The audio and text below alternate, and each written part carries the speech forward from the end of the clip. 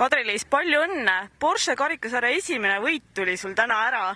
Räägi, millised see muljed on? No lõpuks tuli. Ma olin ikka päris kauast oodanud, aga ma olin tavaliselt rahulikult võtnud, et jumal ees sinna suurralli saaks. Aga no jah.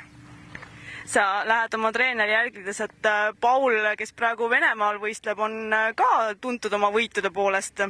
Kas tema on sinu eeskuju? Ma proovin Pauli jälgides käia, aga see on väga raske. Räägi natukene Perlasest.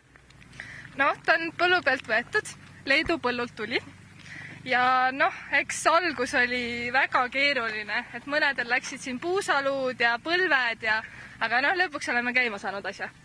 Et praegu tundub, et te olete saanud hea klappi ja täna te olite väga kiired, et millise taktikaga sa läksid täna võistlema?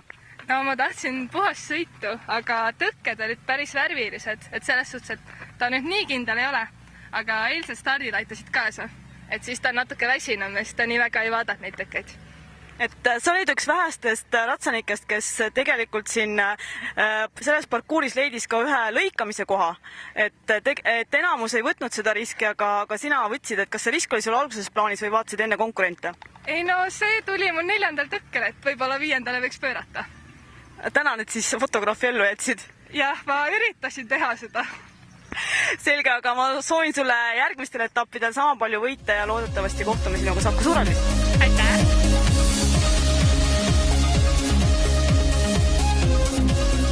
Palju õnne sulle! Sina oled nüüd suure ringi võitja. Lõpuks ometi ootasid vist oma võitu kaua? Ja tõepoolest, ütleks, et iga kord on, et äkki nüüd tuleb ära, aga nüüd siis seekord sai ikka hakkama lõpuks. Räägi, milliste mõtetega läksid sa sellele sõidule?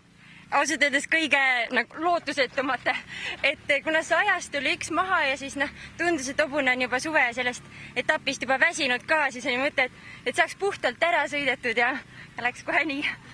Täna tundus, et selles parkuuris ei olnud väga lõikamise võimalusi, kui oli ka kiirusparkuur. Kuidas sulle tundus? Jah, oli küll täpselt nii, et pigem oli see, et oli natuke see parkuur tehtud raskemaks ja selle peale, aga lõikamist väga küll ei olnud kusagilt. Ei tulnud tahtmine ka riskida? Jah, üks koht oli, aga kuna sai liiga suure hooga peale mindud, siis ei olnud sellel nagu mõtet. Räägi, millised muljed sul selle aastasest, et karikasarjast üldse on? Ütleks, et väga toredad, et minu arust kõik need konkurendid on ka siuksed, hoiavad kõigile muidugi pöialt, et ei ole nagu mingid siukseid nagu halvasti ütlemisi, pigem on niimoodi, et kõik soovivad palju õnne ja väga toredad igal juhul. Väga tore, aga me soovime sulle siis uusi võite ja loodetavasti näeme Saku Suurrallis. Jah, olge aitäh teile!